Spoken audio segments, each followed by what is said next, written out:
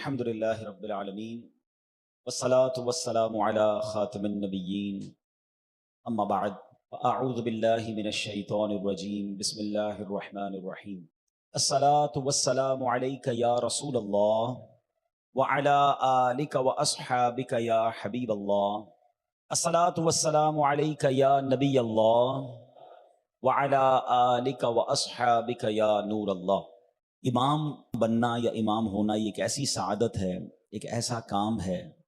سرکار دو عالم صلی اللہ علیہ وسلم کی سیرت کو پڑھیں، نبی پاک کے مبارک القابات کو پڑھیں تو آپ امام بھی ہیں بلکہ امام الانبیاء ہیں۔ نبی پاک علیہ الصلوۃ والسلام نے یقیناً مسجد نبوی شریف کے پہلے امام بھی سرکار دو عالم علیہ السلام ہیں، بلکہ اگر کہا جائے کہ مسلمان جب مکہ پاک سے ہجرت کر کے مدینہ طیبہ گئے تو جو سب سے پہلا کام جناب رسول اللہ صلی اللہ علیہ وسلم نے فرمایا وہ مسجد قباء کی تعمیر تھی، اور مسجد قباء کی تعمیر یہ اسلام کی سب سے پہلی مسجد، اور اس مسجد میں بھی جو امامت فرمائی وہ جناب رسول اللہ صلی اللہ علیہ وسلم نے فرمائی۔ پھر میرے آقا کچھ آگے تشریف لے گئے تو ایک مقام پر جمعے کی نماز میں امامت فرمائی، جہاں اسلام کا سب سے پہلا جمعہ ادا کیا گیا، اور آج بھی مدینہ منورہ میں وہاں مسجد جمعہ قائم ہے۔ پھر جناب رسول اللہ صلی اللہ علیہ وسلم مدینہ منورہ پہنچتے ہیں تو اب مسجد نبوی کی تعمیر کا سلسلہ ہونا ہے۔ ایک باغ پسند کیا گیا، وہ باغ یتیم بچوں کا تھا۔ نبی پاک علیہ الصلوۃ والسلام نے پیغام بھجوایا کہ یہ جگہ ہمیں پسند ہے، ہمیں یہاں مسجد بنانی ہے، اس کی قیمت بتائیں۔ وہ بچے بھی کتنے سعادت مند تھے، وہ کہتے ہیں جگہ آپ لے لیں، قیمت ہم اللہ سے لے لیں گے۔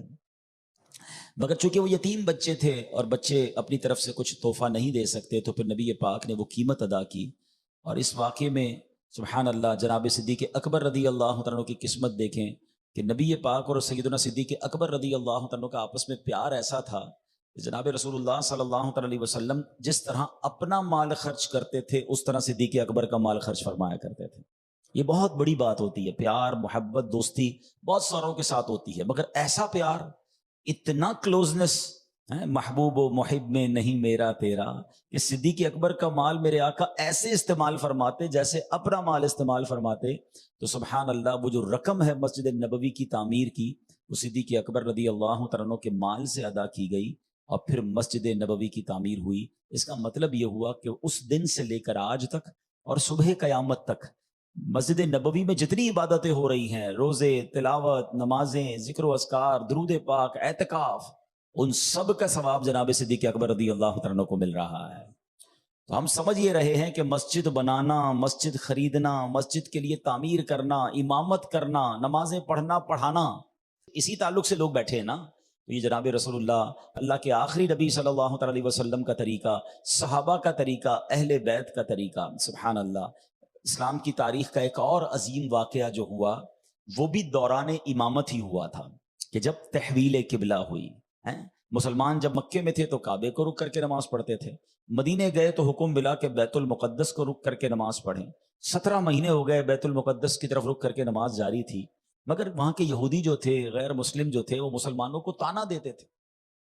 وہ کہتے تھے آپ تمہارے نبی دین تو نیا لائے ہیں، قبلہ ہمارا ہی ہے، اسی کی طرف رک کر کے آپ لوگ نماز پڑھتے ہیں۔ ان کا تانا دینا، جناب رسول اللہ کے دل کا غمگین ہونا، آپ کا بار بار آسمان کی طرف سر اٹھانا، اور نماز جاری ہے، 4 رکعت والی نماز ہے، اور وہ جگہ ہے مسجد قبلتین۔ جناب رسول اللہ صلی اللہ علیہ وسلم نے نماز شروع فرما دی، 2 رکعتیں ہو چکی ہیں، اور دوران نماز یہ وحی نازل ہوتی ہے، فَلَنُوَلِّيَنَّكَ قِبْلَةً تَرْضَاهَا، اے محبوب ہم اس طرف تمہیں پھیر دیں گے جس طرف تمہاری رضا ہے۔ اور پھر حکم ہوتا ہے کہ اپنا رخ کعبے کی طرف پھیر دو۔ دوران نماز جناب رسول اللہ صلی اللہ علیہ وسلم نے اپنا رخ تبدیل کیا۔ آپ امام ہیں، ہم بھی نماز پڑھتے ہیں، نماز پڑھتے پڑھتے تھوڑی دایاں اور تھوڑا بایاں ہونا تو سمجھ آتا ہے، مگر جناب یہ کتنا بڑا فرق تھا۔ آپ یوں سمجھیے کہ اگر بیت المقدس کا رخ یوں تھا تو کعبے کا رخ اس طرف تھا، یعنی 180 ڈگری کا ٹرن اباؤٹ تھا۔ نبی پاک دوران نماز اپنے آپ کا اپنے رخ موڑا۔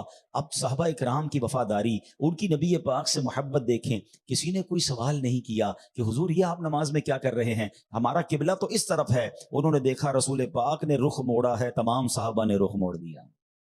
ہاں یہ بہت بڑا درس ہے۔ ویسے ایک سوال ہے، مسجد کمیٹی، مسجد کے امام، متولین بیٹھے ہیں، ہمیں تو 5-10 منٹ نماز میں فرق، جماعت میں ٹائم چینج کرنا ہو تو ایک دن 2 دن پہلے اعلان کرتے ہیں کہ فلاں دن سے جماعت اتنے بجے ہوگی، 5-10 منٹ کا فرق ہو تو اعلان پہلے ہوتا ہے۔ یہ اتنا بڑا اعلان تھا، کم از کم نماز سے پہلے ہو جاتا، یہ وہی نماز سے پہلے نازل ہو سکتی تھی کہ حضور پاک علیہ الصلوۃ والسلام اعلان کرتے صحابہ کو کہ مبارک ہو، اب بیت المقدس نہیں، اب کعبے کی طرف رخ کر کے نماز پڑھنی ہے، یا نماز کے بعد وہی آ جاتی کہ اب مغرب کی نماز میں ہم جناب اپنا رخ تبدیل کریں گے۔ یہ دوران نماز وہی کیوں نازل ہوئی؟ اللہ اکبر۔ علماء اس کی بھی حکمت بیان کرتے ہیں کہ سارے زمانے کو بتانا تھا وفاداری کسے کہتے ہیں، تابع داری کسے کہتے ہیں، لبیک کہنا کسے کہتے ہیں۔ صحابہ کا یہ عمل بتا رہا ہے کہ دوران نماز وہی نازل ہوتی ہے، نبی پاک اپنا رخ بدلتے ہیں، صحابہ بھی اپنا رخ بدل دیتے ہیں۔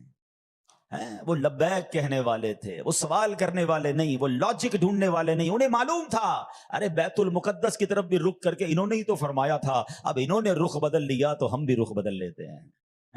سبحان اللہ۔ اور اللہ تبارک و تعالیٰ کی بارگاہ میں جناب رسول اللہ کا مقام کیسا ہے کہ آپ کی رضا کے لیے، آپ کی دل جوئی کے لیے مسلمانوں کا قبلہ بدل دیا گیا۔ جبھی تو بریلی کے تاجدار لکھتے ہیں نا، خدا کی رضا چاہتے ہیں دو عالم، خدا چاہتا ہے رضائے محمد صلی اللہ علیہ وسلم۔ تو وہ بھی ایک امامت تھی، اور سبحان اللہ ایک ایسی نماز بھی اس کائنات میں ہوئی ہے جو بیت المقدس میں ہوئی ہے، جو معراج کی رات ہوئی ہے۔ ارے کیسی امامت ہوئی ہے کہ سارے انبیاء موجود ہیں، صفیں بنی ہوئی ہیں، امام کا انتظار ہے۔ سبحان اللہ۔ جبریل امین بارگاہ رسالت میں حاضر ہو کر نبی پاک کا ہاتھ پکڑ کر آپ کو امامت کے مصلی پہ کھڑا کر دیتے ہیں۔ اللہ اکبر۔ شب معراج، یہ ساری نماز جو برپا کرنے کا مقصد تھا، بریلی کے تاجدار اعلیٰ حضرت اس کی بھی وجہ بیان کرتے ہیں کہ اس کا ریزن کیا تھا، کہ نماز اقصی میں تھا یہی سر، عیاں ہو معنائے اول آخر۔ فرماتے ہیں یہ راز تھا جو نماز اقصی میں پورا کیا گیا، کہ دنیا کو بتا دیا جائے اول کون ہے، آخر کون ہے، امام کون ہے۔ نماز اقصی میں تھا یہی سر، عیاں ہو معنائے اول آخر، ہے دست بستہ پیچھے حاضر جو سلطنت آگے کر گئے تھے۔ یعنی پہلے جتنے انبیاء گزرے وہ سب ہاتھ باندھ کے پیچھے کھڑے ہیں، صف بصف کھڑے ہیں انبیاء، صف بصف کھڑے ہیں انبیاء، صف بصف کھڑے ہیں انبیاء، مصطفیٰ امام ہو گئے، مصطفیٰ امام ہو گئے، ان کے جو غلام ہو گئے، ان کے جو غلام ہو گئے، وقت کے امام ہو گئے، وقت کے امام ہو گئے۔ امام ہونا، سبحان اللہ، اے امام صاحبان آپ کو مبارک ہو۔ اور صراحتاً سرکار دو عالم صلی اللہ علیہ وسلم نے امام صاحبان کے امامت کرنے کے فضائل کیسے بیان کیے۔ نبی پاک علیہ الصلوۃ والسلام کا فرمان عالی شان ہے، قیامت کے دن 3 قسم کے لوگ مشک کے ٹیلوں پر ہوں گے۔ پہلا وہ غلام جس نے اللہ عز و جل اور اپنے آقا کے حقوق ادا کیے، دوسرا وہ شخص جو کسی قوم کا امام بنا اور وہ قوم اس سے راضی ہو، امام بنا اور قوم بھی راضی ہو، اور فرمایا تیسرا وہ شخص جو روزانہ 5 نمازوں کے لیے اذان دے۔ کبھی کبھی امام کو بھی اذان دینی پڑتی ہے، مبارک ہو، یہ چھوٹی نیکی نہیں ہے۔ مشک کے ٹیلوں پر ان لوگوں کو جگہ ملنی ہے قیامت کے دن جو امامت کریں اور ان کے مقتدی ان سے راضی ہوں، جو جناب اذانیں اللہ کی رضا کے لیے روزانہ 5 وقت دیں۔ نبی پاک علیہ الصلوۃ والسلام فرماتے ہیں جو قوم کا امام بنے اسے اللہ عز و جل سے ڈرنا چاہیے اور یہ جان لینا چاہیے کہ وہ ذمہ دار ہے اور اس سے اس کی امامت کے بارے میں پوچھا جائے گا۔ لہٰذا اگر وہ اپنے منصب کو خوش اسلوبی سے نبھائے گا تو اسے اپنے پیچھے نماز پڑھنے والوں کے برابر ثواب ملے گا۔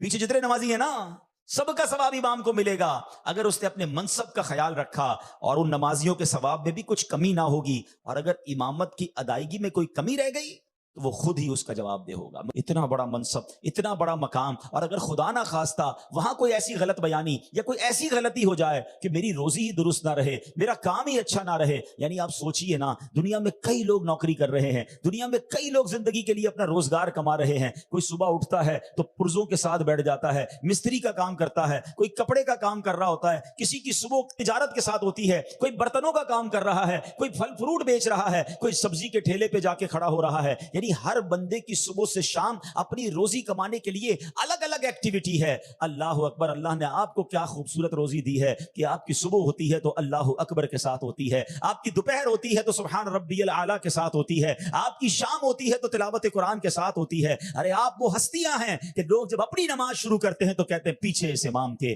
اللہ اکبر. ان کی نیتوں میں آپ شامل ہیں, اور جتنے نمازی ہو جائیں اگر امام درست طریقے سے جماعت کروائے تو ساری مسجد میں جتنے لوگوں نے نماز پڑھی ہے سب کا ثواب آپ کو مل رہا ہے. ارے روزی تو بہت سارے لوگ کما رہے ہیں, مگر اللہ نے مجھے اور آپ کو روزی کیسی دی ہے؟ قال اللہ اور قال الرسول کی زندگی گزر رہی ہے. نوئی تو سنت الاعتکاف کے ساتھ مسجد میں زندگی گزر رہی ہے, ایک نماز سے دوسرے نماز کے انتظار میں زندگی گزر رہی ہے. سبحان اللہ. موت تو سب کو آنی ہے, لیکن امام, مؤذن اور مسجد کے خدمتگار کی قسمت تو دیکھو کہ اس کی موت آنے میں دیکھیں کبھی بھی آ سکتی ہے. بہت بڑا چانس یہ ہے کہ یا تو وہ نماز میں ہوگا, یا تو وہ سجدے میں ہوگا, یا تو وہ باوضو ہوگا, یا تو وہ مسجد میں ہوگا, کسی نہ کسی عبادت میں ہوگا. اگر زندگی اسی طرح گزرتی گئی تو سبحان اللہ, اس سے اچھی زندگی کون سی ہے؟ زندگی میں جب بھی کوئی کام کریں اسے خاص طور پہ دین کی خدمت کا کام کریں, اسے سعادت سمجھ کر کریں, اسے بوجھ سمجھ کر, اسے محرومی سمجھ کر نہ کریں. پھر آپ اپنے کام سے محبت نہیں کریں گے, پھر آپ کو اپنے کام کرنے میں خوشی حاصل نہیں ہوگی. آپ سوچئے آپ کو وہ منصب ملا ہے جو امام الانبیاء کا منصب تھا, جو نبی پاک امام تھے. ارے بلکہ سارے بڑے بڑے صحابہ آپ دیکھیں, بڑے بڑے ائمہ, اللہ اکبر, آپ پڑھیں تو ہمارے غوث پاک بھی امامت فرماتے. انبیاء کو دیکھیں, یعنی یہ وہ منصب ہے جو بڑے بڑے علماء کو ملا, مفسرین کو ملا, مفتی کو ملا, اور آج مجھے یعنی آپ کو مل رہا ہے. جب یہ سعادت بندہ سمجھے گا تو پھر اس کام کو بڑی محبت کے ساتھ کرے گا. آئیے میں آپ کو ایک اور فضیلت سناتا ہوں کہ امام صاحبان, مسجد کی خدمت کرنے والے, مسجدوں کو آباد کرنے والے, مسجدوں کی صفائی کرنے والے, اس کا خیال رکھنے والے. سنیے رسول اللہ صلی اللہ علیہ وسلم فرماتے ہیں, جو مسجد سے تکلیف دہ چیز نکالے گا اللہ عز و جل اس کے لیے جنت میں ایک گھر بنائے گا. آئے ہائے, روز مسجد کی صفائی ہو رہی ہے, آپ کا تو روز جنت میں گھر بن رہا ہے. کوئی حرج نہیں اگر کبھی خادم نہیں آیا, کوئی حرج نہیں میری مسجد میں کوئی خادم نہیں. ارے کیا اپنے گھر کی صفائی میں نہیں کرتا؟ کیا میرے بیڈ روم میں کوئی کچرا پڑا ہو, میرے گھر میں ذرا کوئی کاغذ کا یا تھیلی آ جائے یا کوئی گندی چیز آ جائے, میں کہوں جب تک بھائی میرے گھر میں صفائی کرنے والے نہیں آئیں گے میں نہیں کروں گا. میرا گھر ہے, میں خود کھڑے ہو کر اسے صاف کرتا ہوں. ارے وہ تو اللہ کا گھر ہے, محبت کرو اس سے. اگر کوئی صفائی کرنے والا نہیں, اسے سعادت سمجھو. سنو, جو مسجد کو صاف کرتے ہیں, نبی پاک علیہ الصلوۃ والسلام فرماتے ہیں مسجدیں بناؤ اور ان میں سے گرد و غبار نکال دیا کرو. جو اللہ عز و جل کی رضا کے لیے مسجد بنائے گا اللہ عز و جل اس کے لیے جنت میں گھر بنائے گا. ایک شخص نے عرض کی, یا رسول اللہ صلی اللہ علیہ وسلم, کیا مسجدیں گزرگاہوں پر بنائی جائیں, یعنی راستوں کے قریب بنائی جائیں؟ پیارے آقا نے فرمایا ہاں, اور ان میں سے گرد و غبار صاف کرنا حور عین کا مہر ہے. اللہ اکبر. یعنی جنت کی حور کا, اس سے نکاح کا جو مہر ہے وہ کیا ہے؟ مسجد سے گرد و غبار دور کرنا. مبارک ہو ان کو جو خوشی خوشی اللہ کے گھر کی صفائی کا خیال رکھتے ہیں اور اس میں ذرا ماشاءاللہ خدمت کرتے ہیں. میرے پیارے اسلامی بھائیوں, اب جو امام صاحبان, مؤذن صاحبان, بعض اوقات گھر دور ہوتا ہے اور مسجد کو جانا ہوتا ہے, تو بعض اوقات سستی ہوتی ہے کہ یار اتنی دیر موٹر سائیکل چلانی پڑے گی یا اتنا لمبا پیدل راستہ طے کرنا پڑے گا. مبارک ہو انہیں جو چل کر دور سے مسجد کو جاتے ہیں نا. ذرا حدیث پاک سنیے گا. حضرت جابر رضی اللہ تعالیٰ فرماتے ہیں کہ مسجد نبوی کے قریب کچھ مکانات خالی ہوئے.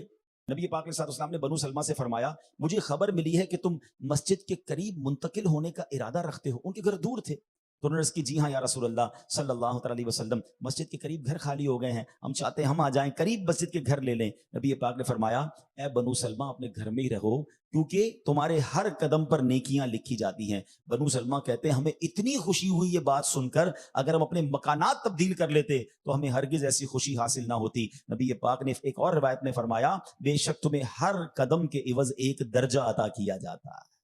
جو مسجد کی طرف چل کر آتے ہیں نا, انشاءاللہ سواری پر بھی آئیں گے, انشاءاللہ وہ قدم قدم پر نیکیاں کما رہے ہیں. تو اس طرح اس میں سستی نہیں ہونی چاہیے. اچھا کبھی کبھی ایسا بھی ہوتا ہے مؤذن صاحب کو, ہو سکتا ہے کبھی امام صاحب کو بھی اندھیرے میں چلنا پڑتا ہوگا. فجر کی نماز اذان دینی ہے تو ابھی اجالا نہیں ہوا, اور بعض اوقات گھر سے اندھیرے میں نکل رہے ہیں. کیا بات ہے میرے آقا علیہ الصلوۃ والسلام کی. اندھیرے میں مسجد جانے والوں کے لیے الگ نبی پاک علیہ الصلوۃ والسلام نے فضیلت بیان فرمائی. سرکار دو عالم علیہ الصلوۃ والسلام فرماتے ہیں, جو رات کے اندھیرے میں مسجد کی طرف چلے گا قیامت کے دن اللہ عز و جل سے منور ہو کر ملے گا. یہ اندھیرا تمہارے چہروں کو منور کرے گا. نبی پاک فرماتے ہیں اللہ عز و جل رات کی تاریکیوں میں مسجد کی طرف چلنے والوں کے لیے قیامت کے دن ایک پھیلنے والا نور روشن فرمائے گا. یہاں اندھیرے میں چل رہے ہو، انشاءاللہ اللہ کا نور قیامت کے دن تمہارے ساتھ ہوگا۔ تو یہ کام بھی سعادت سمجھ کر، خوش ہو کر، کبھی بھی کسی کام میں بوجھ نہ سمجھنا، اپنے اوپر برڈن نہ سمجھیں۔ سبحان اللہ، اب جو مسجد میں بیٹھے رہتے ہیں، مسجدوں کو آباد کرتے ہیں، بڑی طویل حدیث ہے، آپ نے کئی بار وہ حدیث سنی ہوگی کہ اللہ کے عرش کا سایہ جن 7 قسم کے لوگوں کو ملے گا، ان میں ایک شخص وہ بھی ہے کہ جو مسجد سے نکلتا بھی ہے تو دل اس کا مسجد میں رہتا ہے۔ قرآن مجید فرقان حمید میں اللہ کریم ارشاد فرماتا ہے، انما یعمر مساجد اللہ من آمن باللہ والیوم الآخر۔ اللہ کی مسجدیں وہی آباد کرتے ہیں جو اللہ اور قیامت پر ایمان لاتے ہیں۔ تو مبارک ہو انہیں جو مسجدوں کو آباد کرتے ہیں، مسجد میں بیٹھے رہتے ہیں۔ سبحان اللہ، اللہ عز و جل کے آخری نبی صلی اللہ تعالی علیہ وسلم کا فرمان ہے، جب تم کسی مسجد میں کثرت سے آمد و رفت رکھنے والے کو دیکھو تو اس کے ایمان کی گواہی دو۔ یعنی ایمان کی گواہی اس بات پر ٹھہری کہ وہ مسجد میں کتنا آتا ہے۔ اے امام صاحبان، اے مؤذن صاحبان، اے متولی اور مجلس کے اسلامی بھائیوں، تمہیں مبارک ہو، تم بکثرت مسجد میں آتے ہو۔ نبی پاک نے جب یہ فرمایا نا کہ اس کے ایمان کی گواہی دو، تو پھر یہ قرآن کی آیت تلاوت فرمائی، انما یعمر مساجد اللہ من آمن باللہ والیوم الآخر۔ اللہ کی مسجدیں وہی آباد کرتے ہیں جو اللہ اور قیامت پر ایمان لاتے ہیں۔ سبحان اللہ، سبحان اللہ۔ ایک اور جگہ نبی پاک نے فرمایا، جو مسجد سے محبت کرتا ہے اللہ عز و جل اسے اپنا محبوب بنا لیتا ہے۔ اچھا ایک بات لاجیکلی بتائیے، آپ کے گھر میں سال 2 سال میں کوئی بندہ آئے، بہت دور کا رشتہ دار، بہت دور کا دوست، کبھی کبھی آنے والا، ہر مہینے آئے، تھوڑا سا قریبی رشتہ دار ہے، جب ہمارے شہر میں آتا ہے ہر مہینے آتا ہے۔ اور کوئی ایسا ہوتا ہے جو روز آتا ہے۔ روز کون آتا ہے؟ گھر والا آتا ہے، باہر والا نہیں آتا۔ آپ کے گھر کا جو فرد ہے وہ روز آئے گا نا، اس کا گھر ہے۔ سبحان اللہ۔ اب یہ دیکھ لو کہ اللہ کے گھر میں کون کتنا جاتا ہے۔ کچھ لوگ سال میں ایک بار آتے ہیں عید کی نماز پڑھنے، بہت دور کا معاملہ ہے۔ کچھ بیچارے جمعے کی نماز ہی پڑھنے آتے ہیں، ان کا بھی وہ رشتہ نہیں ہے مسجد سے۔ خوش نصیب وہ ہیں جو روز مسجد میں جاتے ہیں، دن میں کئی بار جاتے ہیں۔ سبحان اللہ۔ اور یاد رکھنا، مسجد میں جانا اپنی طرف سے نہیں ہو سکتا۔ یہ پاسبل ہے کہ میرے اور آپ کے گھر میں کوئی آئے گھنٹی بجائے کہ حضرت میں آپ کے گھر میں رہوں گا؟ آپ کے ہم کون ہے بھائی؟ میں تو جانتا ہی نہیں آپ کو۔ میری اجازت کے بغیر، آپ کی اجازت کے بغیر کوئی مسجد میں نہیں آ سکتا۔ اللہ کے گھر میں کیسے آ سکتا ہے؟ اس کا مطلب یہ ہوا جسے بلایا جاتا ہے وہ آتا ہے۔ آپ کو بلایا گیا ہے، ارے آپ تو خاص مہمان ہیں، روزانہ 5 بار مسجد میں جا رہے ہیں۔ کئی لوگ تو رہتے ہی مسجد میں ہوں گے۔ سنو، جو زیادہ وقت مسجد میں رہتے ہیں نا، کتنی خوبصورت حدیث پاک ہے۔ سرکار دو عالم صلی اللہ تعالی علیہ وسلم نے فرمایا، بے شک کچھ لوگ گویا مساجد کے ستون ہوتے ہیں، مسجد کے پلر ہوتے ہیں نا، کہیں نہیں جاتے، پلر تو لگے ہی رہتے ہیں نا۔ آقا فرماتے ہیں کچھ لوگ ایسے ہوتے ہیں جو مسجد کے ستون ہوتے ہیں، ملائکہ ان کے ہم نشین ہوتے ہیں۔ اگر وہ غائب ہو جائیں تو ملائکہ انہیں تلاش کرتے ہیں، فرشتے ڈھونڈنے کو نکلتے ہیں، اور اگر بیمار ہوں تو ان کی عیادت کرتے ہیں، اور اگر انہیں کوئی حاجت درپیش ہو تو ان کی مدد کرتے ہیں۔ آئے ہائے، فرشتوں کے ہم نشین ہیں وہ لوگ جو مسجدوں کے ستون بن جاتے ہیں۔ اچھا، اس میں امام صاحبان بھی ہوتے ہیں، بلکہ سوری ٹو سے کچھ امام صاحبان ایسے ہوتے ہیں جو صرف فرض نماز کے لیے مسجد میں آتے ہیں، آخری وقت میں آئیں گے، سلام پھیرتے ہی نکل جائیں گے۔ ان سے زیادہ تو کچھ نمازی ہیں جو مسجد میں ٹھہرے ہوئے ہوتے ہیں، پورا دن مسجد میں نظر آتے ہیں، ظہر میں آتے ہیں، عشاء میں جاتے ہیں، مغرب میں جاتے ہیں۔ کچھ بزرگ ہوتے ہیں بیٹھے رہتے ہیں، ایسا لگتا ہے وہ امام صاحب سے زیادہ وقت گزار رہے ہیں، وہ مؤذن صاحب سے ان کی عزت بھی کیا کریں۔ ہاں، وہ مسجد کے ستون ہیں، ہاں اللہ کو بڑے پسند ہیں اگر وہ باادب صحیح طریقے سے مسجد میں پڑے ہوئے ہیں نا، ٹھکانہ بنا لیا ہے اور عبادت میں لگے ہوئے ہیں، ان کی قدر کریں۔ اور یہاں میں ایک اور بات عرض کر دیتا ہوں، دیکھیں امامت بہت بڑی سعادت ہے، مگر بدقسمتی سے لوگوں کی لا علمی کی وجہ سے بعض اوقات لوگ بدگمانی بھی کر جاتے ہیں۔ ہمیں ایسی بدگمانی والے کاموں سے بھی بچنا چاہیے نا۔ یار امام صاحب سنتیں نہیں پڑھتے ہوں گے، ہمیں پتا ہے کہ ٹھیک ہے حجرے میں جا کے پڑھنا افضل ہے، لیکن آپ سنت قبلیہ آ کر مسجد میں پڑھیں، ٹھیک ہے نا۔ نماز کے بعد بھی کچھ دیر بیٹھیں، فاتحہ بھی ہو گیا نا، امام کو مصلی پہ بیٹھ جانا چاہیے۔ کوئی نمازی آ کر ملے، کوئی ہو سکتا ہے مسئلہ آپ سے پوچھے، ہم تو صرف امام نہیں ہے نا، ہم تو دعوت اسلامی کے مبلغ بھی تو ہے نا۔ مجھے تو دین کا کام کرنے کے لیے امامت دی گئی ہے، امامت تو اپنی جگہ، مگر آپ مجھے بتائیں اس پوری گلشن دعوت اسلامی کے اس پورے باغ کو لگانے والی جو شخصیت ہے وہ بھی تو کسی مسجد کے امام ہی تھے نا۔ ایک امام نے اتنا بڑا دین کا کام کر کے دکھا دیا۔ تو بعض اوقات امام صاحبان جو یہ کہتے ہیں یار امامت کے ساتھ دینی کام بڑا مشکل ہے، امامت کے ساتھ دعوت اسلامی کا کام بڑا مشکل ہے، ارے پیارے بھائی یہ سارا کام کیا ہی ایک امام نے ہے۔ اس امام نے امامت بھی کی ہے، نمازیوں کو اپنا بناتے گئے، درس اور بیان کے ذریعے ان کے دل میں دعوت اسلامی اتارتے گئے، اور ایک وقت آیا کہ اس امام نے ہزاروں امام بنا دیے، ہزاروں مسجدیں دنیا بھر میں بنا دی. تو ہمارے سامنے تو اتنی شاندار مثال موجود ہے کہ امیر اہل سنت نے امامت کے ساتھ وہ کام کیا کہ آج دنیا بھر میں دعوت اسلامی کے ڈنکے بج رہے ہیں. اور پرسنلی بھی میرا ماننا ہے امام صاحب سے اگر امام صاحب واقعی دینی کام کرنے کا ذہن بنا لینا, دعوت اسلامی کا کام کرنے کا ذہن بنا لیں, ان کے لیے کوئی مشکل نہیں ہے. امام صاحب کہہ دیں پہلے سے کوئی ترکیب ہو کسی اسلامی بلکہ اپنی مسجد میں ہی قافلہ چلیں ٹھہرا لیں, اگر کوئی نائب امام یا کوئی متبادل کی صورت نہیں ہے کہ جناب میں 3 دن مدنی قافلہ ہماری مسجد میں ہی ہوگا, نمازیوں سے گزارش ہے آئیے ہم دین بھی سیکھیں گے سنتیں بھی سیکھیں گے, اور کتنے لوگ تیار ہو جائیں گے. امام صاحب درس دیں آٹومیٹکلی کتنے لوگ بیٹھ جاتے ہیں, جمعے کی نماز میں بیان کریں ویسی مسجد بھری ہوئی ہوتی ہے. اب پرابلم پتہ ہے کیا ہے, یہاں میں ایک اور بات آپ کا بھائی ہوں اس لیے عرض کر رہا ہوں, ہمارے بیانات میں بھی دعوت اسلامی کا رنگ نہیں ہوتا, ہمارے بیانات میں بھی وہ انداز نہیں ہوتا. دیکھیں ایک بیان وہ ہے کہ جناب لوگ کہیں سبحان اللہ کیا بیان ہوا, مگر آخر میں پوچھے بھائی کیا سیکھا, یار وہ تو پتہ نہیں بیان بہت اچھا تھا, سمجھ آدھا آیا لیکن تھا بہت اچھا, بڑا جوش کے ساتھ امام صاحب بیان کر رہے تھے. تو ہم وہ لوگ نہیں ہیں, ہم دعوت اسلامی والے, ہمارا مقصد بیان سے کچھ حاصل کرنا ہے, اصلاح کرنی ہے.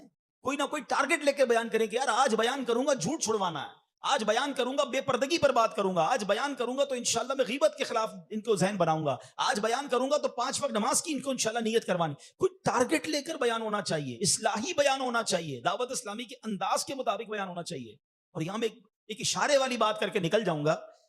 ایک اور پرابلم یہ ہے کہ کچھ امام صاحبان, سارے نہیں, وہ جذبات میں آ کر جو بھی موجودہ حالات ہوتے ہیں, جو بھی ہوا چل رہی ہوتی ہے, ہمیں بھی ممبر ملا ہوا ہوتا ہے, ہم کہتے ہیں چلو میں بھی ذرا 2 ہاتھ کر لوں.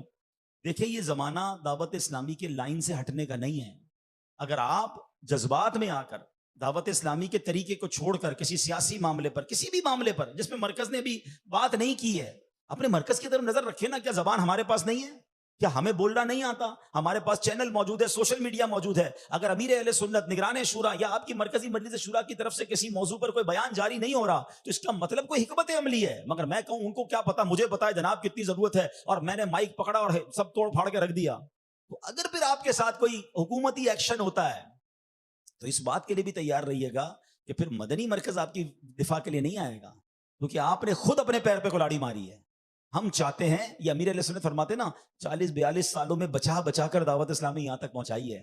یہ ان کی پالیسی کا ہی کمال ہے جو آج دنیا بھر کے بڑے بڑے گن گاتے ہیں ان کے ستھرے کردار کے. کون سا فتنہ ہے جس کے خلاف میرے پیر نے بات نہیں کی ہے, مگر کس حکمت عملی کے ساتھ بات کی ہے. کیا تلوار نکال کر ہی ہر مسئلہ حل ہو سکتا ہے؟ ارے میرے پیر صاحب تو ایک نعرہ عطا فرماتے ہیں اور امت کے مسلک کو سیدھا کر کے رکھ دیتے ہیں. بچے بچے کی زبان پر جاری کر دیا, ہر صحابی نبی.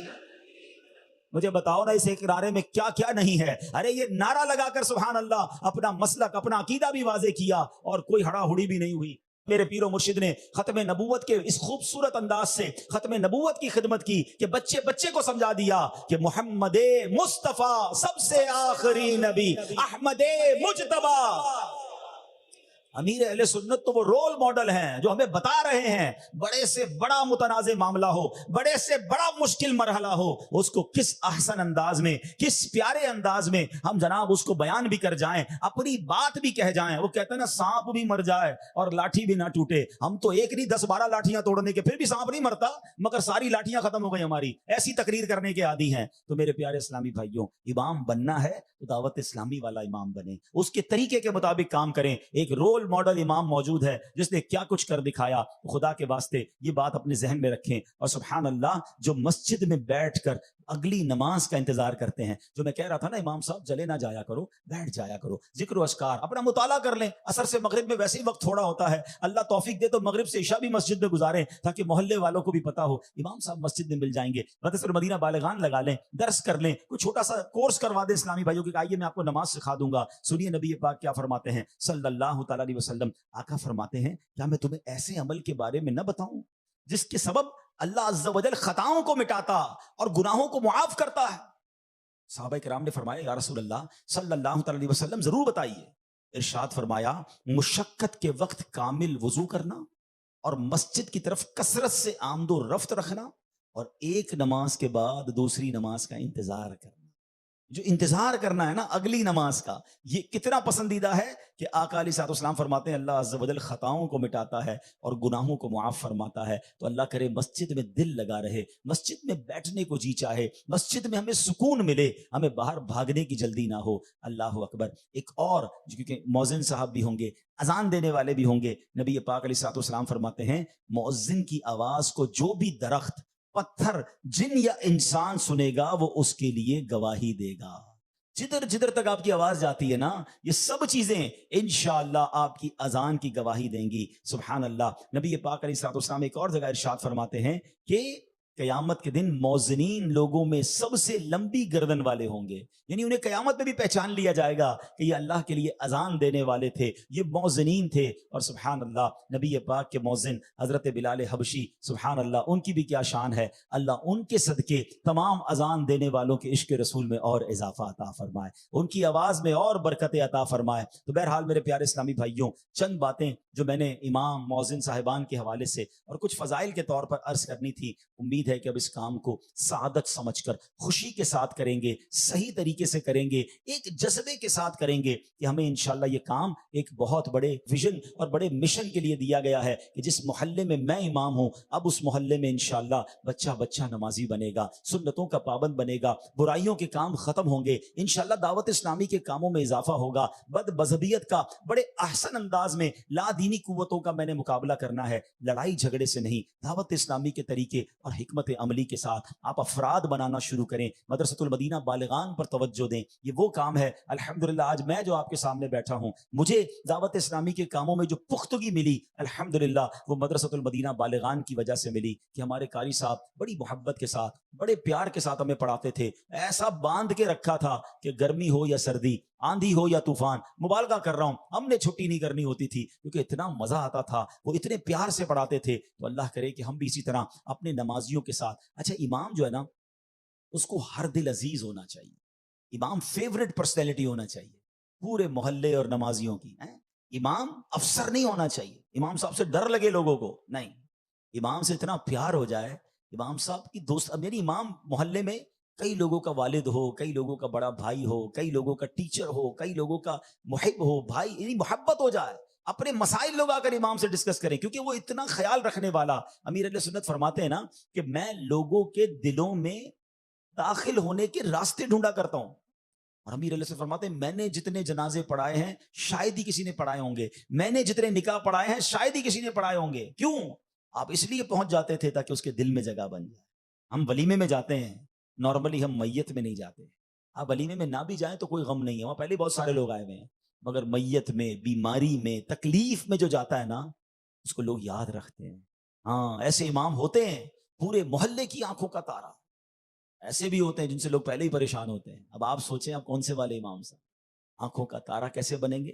مسکرا کر، پیار سے، شفقت دے کر، بچوں پر بھی پیار ہو، بڑوں پر بھی شفقت ہو، بزرگوں کے ساتھ اچھا برتاؤ. غلطیاں ہو جائیں گی نمازیوں سے، اگر آپ نے نبی پاک کا واقعہ آپ کو نہیں پتا، ایک شخص آیا اور معاذ اللہ مسجد نبوی میں آ کر پیشاب کرنے لگا، صحابہ اسے روکنے کے لیے، مارنے کے لیے آگے بڑھے، نبی پاک نے روک دیا. جب وہ فارغ ہو گیا تو پیارے آقا نے پانی لا کر بڑھایا اس کے اوپر اور فرمایا کہ مسجد اس کام کے لیے نہیں ہے. کیا احسن انداز تھا، کیونکہ وہ نیا نیا مسلمان ہوا تو اسے نہیں پتا تھا مسجد میں یہ نہیں کر سکتے. مگر ہم جب نیا نمازی آ جائے اور کر لے کوئی غلطی، ایسا انداز اختیار کرتے ہیں کہ اب پھر آئندہ کبھی مسجد میں نہیں آئے گا. پہلے ہی مشکل سے آیا اور امام صاحب نے، اچھا بعض اوقات تو بیان میں ہی جھاڑ دیتے ہیں، یہ دیکھو نئے نمازی آئے ہیں، یہ گندگی کرتے ہیں، ان کو بیٹھنے کا طریقہ نہیں ہے، او بچوں کو اچھا بیان میں ہی ڈانٹ رہے ہوتے ایک بندے کو، بیٹھ جاؤ، یہ کرو. یہ کون سا انداز ہے یار؟ آپ ایک جملے سے کسی کو ہمیشہ کے لیے مسجد سے دور کر سکتے ہیں. کیا آپ کو نہیں پتا آج کے دور میں پہلے ہی بندہ مسجد میں آنے کے لیے شیطان نے اتنا روکا ہوا ہے کہ وہ آنے کے لیے تیار نہیں تھا. ہو سکتا ہے کسی کو کسی کے گھر والوں نے دھکا دے کر بھیجا ہو کہ جا کم بخت جمعہ تو پڑھ لے، پڑھتا ہی کچھ نہیں، اور ادھر گیا ادھر امام صاحب نے ڈانٹ دیا، بولا اب تو کبھی بھی نہیں جاؤں گا. آپ بتائیے، ہمارا تو انداز، پیار، محبت، شفقت ایسی ہونی چاہیے کہ بیٹا آج آئے ہو نا، اب روز آیا، ہر جمعے تو آتے ہو نا، آج اثر میں بھی آنا. ایسا پیار دے کہ وہ شرمندہ ہو کر آنا شروع ہو جائے. ہم پیار سے، یعنی آپ دیکھیں دعوت اسلامی کے مبلغین اور ایک امام میں فرق کیا ہے، میں آپ کو سمجھاتا ہوں. مبلغ کو لوگوں کے پاس جانا پڑتا ہے کہ میری بات سن لو، وہ نیکی کی دعوت دینے جاتا ہے، وہ مارکیٹ میں جاتا ہے، وہ مسجد میں بیٹھتا ہے تو لوگوں سے ریکویسٹ کرتا ہے، یا ایک کیا کہتے ہیں ہمارا خیر خائی کرنے والا اسلام پہ کھڑا ہوتا ہے جو درس میں بٹھانے کی کوشش کرتا ہے.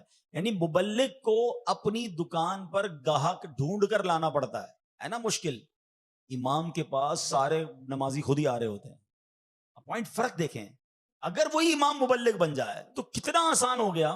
آپ سے نماز کے بعد لوگ ملاقات کرتے ہیں. اچھا یہ بھی اپنے آپ کو آپ چیک کریں کہ سارے نمازی مجھ سے ملتے ہیں یا نہیں ملتے. نہیں ملتے اس کا مطلب میری ملاقات میں کوئی کمی ہے. آپ کی ملاقات ایسی ہونی چاہیے، اتنی مسکرا کر، اتنی گرم جوشی، اتنی پیار کے ساتھ ہونی چاہیے کہ چاہے لمبی لائن لگ جائے ہر نمازی کا امام صاحب سے ملے بغیر نہیں جاؤں. یہ ہے آپ کا کارنامہ. اپنے آپ کو چیک کرنا ہونا کہ میں ہر دل عزیز ہوں کہ نہیں. ہاں ایسی ملاقات کہ اچھا ماشاءاللہ میں نے خود ملاقات کی. امام صاحب ہمارے ایک ملک میں گیا، امام صاحب تھے، ہر نمازی کو نام سے لے کر انہوں نے پکارا. عبدالشکور بھائی آپ کیسے ہیں؟ اچھا آپ کیسے ہیں؟ طبیعت کیسی ہے؟ وہ بچے کی طبیعت کیسی ہے؟ یعنی ایسا لگ رہا تھا کہ اس امام صاحب کو ہر نمازی کا نام پتا تھا اور ہر نمازی کا مسئلہ بھی پتا تھا. یہ ہوتی ہے بات نا، تو وہ اپنا فیملی ممبر اسے سمجھ رہے تھے. ہمارے امام صاحب کو نمازی کا ہی نہیں پتا ہوتا، یہ پتہ نہیں نماز، کیونکہ وہ تو سلام پھیرا اور آگے سے حجرت دروازہ بھی آگے بنایا ہوتا ہے، وہ کیا نام ہے محراب کے اندر ہی، پیچھے بھی نہیں دیکھنا ہے، آگے سے ہی باہر. ایسا کوئی امام ہے تو وہ کیسے کام کرے گا؟ یعنی آپ کے پاس آپ کی دعوت اسلامی کی دکان پر گاہک آ کر بیٹھا ہے اور آپ سودا بیچنے کے لیے تیار نہیں ہیں. یہ نہ کریں. آپ ہر دل عزیز بنے، آپ ہر نمازی کے دوست بنے، اس کے خیر خواہ بنے. پھر دیکھیں مدنی قافلہ، درس، بیان، عطیات، ارے کوئی مسئلہ نہیں ہوگا. پہلے دل میں تو اتر جاؤ نا. وہ کہتے ہیں نا جسموں پر نہیں دلوں پر حکومت کرنا سیکھو. اور جس دن دل پہ حکومت ہو گئی نا، پھر آپ آدھی بات کہو گے اگلا پوری بات سمجھ رہا ہوگا. آپ ہلکی سی اشارہ کرو گے وہ آپ کی ہر بات پر لبیک کہہ رہا ہوگا. اچھا یہاں ایک اور بڑی اہم بات ہے. دوستی ہو گئی نمازیوں سے، اب آپ کا امتحان ایک اور شروع ہو جائے گا، اور وہ آپ کی خودداری کا امتحان ہے. ہاں جب نمازیوں سے دوستی ہوتی ہے نا، پھر شیطان کیا کہتا ہے، یار یہ تو بہت بڑی پارٹی گاڑی میں آتا ہے نماز پڑھنے، چلو اس سے تھوڑا قرضہ لے لیتے ہیں، اس کو فلاں مسئلہ بتاتے ہیں، تنخواہ میری بہت کم ہے حاجی صاحب آپ کو تو پتا ہے، بس گزارا نہیں ہوتا. بس اب وہ اس کے سامنے اپنا رونا رو رہے ہیں تاکہ وہ خود ہی سیٹھ صاحب جو ہے نا وہ جیب سے کچھ پیسے نکال دے. ایک بات یاد رکھیے گا، امیر اہل سنت کا کاش یہ جملہ، یہ ایسی دعوت اسلامی ترقی نہیں کی. امیر اہل سنت نے امامت بھی کی، خطابت بھی کی، نکاح بھی پڑھائے، آپ نے جنازے بھی پڑھائے، دنیا بھر میں سفر بھی کیا، بڑے بڑے اجتماعات بھی کیے، مگر کسی مالدار کے پیسوں پہ نظر نہیں ڈالی، بلکہ پیسے اور لفافے آتے رہے، آپ واپس کرتے رہے. اور آج یہ واپس کرنا جو ہے نا، یہ آپ کو اس کے دل میں اور پکا کر دیتا ہے. ایک بات یاد رکھو، امیر علیہ السلام کا جملہ مجھے بہت پکا یاد ہے. آپ فرماتے ہیں دینے والا واہ کر کے نہیں آہ کر کے دیتا ہے. یہ یاد کر لو آج، دینے والا واہ کر کے نہیں آہ کر کے دیتا ہے. یعنی آپ کو پتہ ہے کچھ لوگ کیا کہیں گے، آپ نہیں لیں گے تو میں ناراض ہو جاؤں گا. پھر اندر سے آواز آئے گی، یار اب تو میں اپنے لیے لے رہا ہوں، اس کی دل جوئی کے لیے لے رہا ہوں نا، اس کو راضی کرنے کے لیے لے رہا ہوں. میں آپ کو ایک واقعہ سناتا ہوں، اس سے بات اور سمجھ آ جائے گی. جو دینے والے ہیں نا، یہ کیسے ہوتے ہیں اور یہ کہاں کہاں ہماری ساری باتیں بتاتے ہیں. میں ایک ملک میں گیا، یورپ کا ملک تھا، بیانات مشورے وغیرہ ہو گئے. اب میں واپس آ رہا تھا، ایئرپورٹ جا رہا تھا. جو صاحب گاڑی ڈرائیو کر رہے تھے نا، تو ان کو ایک شخصیت کا فون آیا جو اس ٹرپ میں ہمارے ساتھ تھے. انہوں نے بھی آنا تھا ایئرپورٹ مگر وہ لیٹ ہو گئے. تو انہوں نے اس کو فون کیا، میں سمجھ گیا انہوں نے فون پہ کیا کہا کہ یار عبدالحبیب بھائی جا رہے ہیں تو ان کو کچھ تحفے میں آپ اتنے یورو، 200 یا 300 یورو تھے آج کے حساب سے، وہ 80-90 ہزار روپے بنتے، 1,00,000 روپے بنتے. انہوں نے جیب سے پیسے نکالے کہ حضرت وہ آئی صاحب نے کہا ہے کہ آپ کو دے دیں. میں نے کہا ہم دعوت اسلامی والے تو پیسے نہیں لیتے. بولے نہیں حضرت ایسا نہ کریں، یہ تو ہمارا جو ہے نا رواج ہے اور ہماری محبت ہے اور آپ تمہارے مہمان ہیں، یہ تو ہدیہ ہے آپ لے لیں. بہت ضد کی. میں نے کہا ہم نہیں لیتے. اس نے اس حاجی صاحب کو فون ملا دیا کہ عبدالحبیب بھائی منع کر رہے ہیں. کہ میری بات کراؤ. مجھے فون دیا، کہتا ہے صاحب یہ کیا کر رہے ہیں آپ گھر جا رہے ہیں، بچوں کے لیے کوئی چیز لے لیجیے گا، ہمارے ملک میں تو جو آتا ہے ہمارا یہ رواج ہے، یہ تو مہمان نوازی ہے، آپ نے تھوڑی مانگے ہم دے رہے ہیں. میں ناراض ہو جاؤں گا. وہ ساری باتیں جو آپ سے شخصیات کرتی ہوں گی اور آپ سبحان اللہ ماشاء اللہ کیا لے لیتے ہیں نا. میں نے کہا حضرت ہم پیسے نہیں لیتے، آپ یہ پیسے خرچ کرنے ہیں نا تو آپ کسی دعوت اسلامی کے شعبے پہ دینی کام پہ خرچ کر دیں. پھر پتہ ہے اس بندے نے کیا کہا، میرے پیر کی بات اس دن مجھے اور اچھے طریقے سے سمجھ آئی. پتہ کیا کہتا ہے حضرت، اب میں نام نہیں لے رہا آپ کے سامنے، فلاں بزرگ ہمارے ملک میں آئے انہوں نے بھی لیے، فلاں آئے تھے انہوں نے بھی لیے، فلاں ناتخواں آئے تھے انہوں نے بھی لیے، حضرت آپ بھی لے لیں. میں نے کہا حضرت میں اس لسٹ میں اپنا نام نہیں لکھوانا چاہتا ہوں، جزاک اللہ، ورنہ میرے بعد جو آتا اس کو کہتے عبدالحبیب بھائی بھی لے کر گئے، آپ کیوں نہیں لے رہے. یہ ہے پیسے والا، وہ دے گا ضرور مگر وہ کہیں بتائے گا. وہ واہ کر کے نہیں وہ آہ کر کے دیتے ہیں. یاد رکھ لو اپنی بات، کسی کا احسان کیوں اٹھائیں، کسی کو حالات کیوں بتائیں، بھلے پریشان ہوں بھلے مشکل میں ہوں مگر میں جانوں میرا رب جانے میرے آقا جانے، وہ ہے نا میرے لجپال ہیں. کسی کا احسان کیوں اٹھائیں، کسی کو حالات کیوں بتائیں. تم ہی سے مانگیں گے تم ہی دو گے، تمہارے در سے ہی لو لگی۔ خوددار رہنا، یہ قرضے لینا، فیور لینا ہے، اور جناب یہ مدد کر دیں وہ مدد کر دیں، آپ کا وقار ختم، ہاں آپ کی حیثیت ختم۔ یہ پیر صاحب جو کہتے ہیں نا ڈنکے کی چوٹ پہ بات کرتا ہوں، یہ اسی لیے کرتے ہیں کہ کسی پیسے والے کا مال نہیں لیا۔ آپ جو بات کرتے ہیں وہ حق بات کرتے ہیں۔ آپ کبھی کسی مالدار سے رقم لے لیں، اب اس کے بارے میں بات بھی نہیں کر سکو گے، آپ اس کو سمجھا بھی نہیں سکو گے، آپ کی شرم آ جائے گی آنکھوں کے آگے۔ سچ بولنا ہے، حق بولنا ہے، احسان نہ لینا کسی کا، ہاں اپنی خودداری میں رہنا، ورنہ اس طرح تو آپ اپنے وقار کو ختم کر دیں گے۔ تو مہربانی کر کے یہ دعوت اسلامی والوں کا انداز اپنا ہی رکھیں۔ آئیں گے لوگ، حضرت آپ بیان کرنے آئے تھے، یہ اتنا لفافہ یہ آئے تھے، بھائی آپ مسجد میں دے دیں، میں کچھ نہیں لیتا، اللہ کی رضا کے لیے، انشاءاللہ اس کا مزہ اور ہوگا۔ اچھا عزت بڑھنی ہے، کچھ لوگ کہتے ہیں ناراض ہو جائے گا، ناراض نہیں ہوا۔ آج تک امیر اہل سنت نے جن جن لوگوں کے پیسے واپس کیے، بڑی بڑی قیمتی آفرز واپس کی نا، وہ دنیا کو بتا رہے ہیں۔ اچھا ایک دنیا کو وہ لوگ بتا رہے ہیں کہ میں نے فلاں بزرگ کی یہ خدمت کی، اور ایک دنیا کو وہ بتا رہے ہیں الیاس قادری کے پاس گیا، اتنے لاکھ روپے کا تحفہ لے کر گیا، اس بندے نے واپس کر دیا۔ دونوں بیانات میں کتنا فرق ہے، ہیں؟ ناراض کوئی نہیں، کبھی ایسا نہیں ہوگا کہ کوئی آپ کے لیے قیمتی تحفہ یا قیمتی جناب کیش لے کر آیا یا قرض کوئی پیسوں کی مدد کرنے آیا اور آپ نے منع کیا، کوئی ناراض نہیں ہوگا۔ انشاءاللہ آپ کی عزت ہی بڑھنی ہے، آپ کا وقار ہی بڑھنا ہے، اور آپ دنیا والوں سے نظر اٹھائیں، انشاءاللہ اللہ غیب کے خزانوں سے آپ کو عطا فرمائے گا۔ تو انشاءاللہ ان تمام چیزوں پر کوشش کریں کہ عمل کریں، سعادت سمجھ کر اپنا کام کریں۔ اللہ کریم سے دعا ہے کہ رب کریم مجھے اور آپ کو اخلاص کے ساتھ دعوت اسلامی کی خدمت کرنے کی توفیق عطا فرمائے، امیر اہل سنت کی غلامی اور دعوت اسلامی پر ہم سب کو استقامت نصیب فرمائے۔